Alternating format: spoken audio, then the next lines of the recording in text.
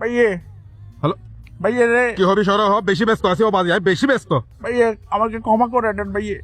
তোরে কি সইয়ের ক্ষমা করতাম আই নির্বার ভাইয়ে ক্ষমা করে দেন ভাইয়ে ভুলে আজিয়ে আই আসলে ব্যস্ত বাজি তুই আর পরে কল কর কিছে না ভাইয়ে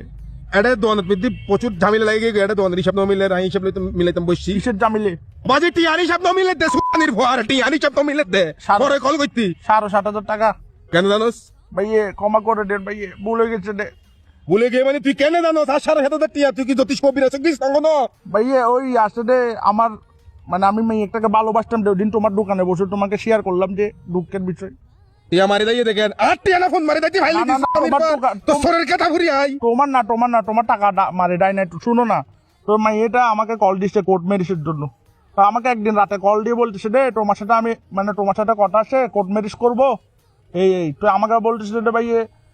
কোর্ট ম্যারেজ করবে ওর থেকে টাকা পয়সা নাই আমি বলতেছি আমি তো ওকে ভালোবাসি ভাইয়ে আমি কোর্ট ম্যারেজ ও কোর্ট মারি টিয়া জোগাড় করে বলে আর দন চুরি করছিস তুই ভাইয়া শুনেন না আপনি এরকম চিল্লাইলে হবে না তো আমার দুঃখটা আগে শুনেন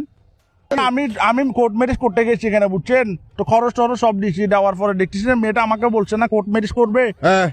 কিন্তু ভাইয়া আমি তো মনে করছি ভাইয়া আমাকে করবে মেয়েটা তো ওর মা আমার তো ভাইকে কোর্ট ম্যারেজ করছে আমাকে উকিল বাপ বানাই দিচ্ছে এটা ভাইয়ে নির্ভর আর টিয়া ফোন মারি আরেকজনের মাইয়া বিয়ে দিয়ে তোর উকিল বাপ হইতে আমি তো তোর উকিল বাপের মার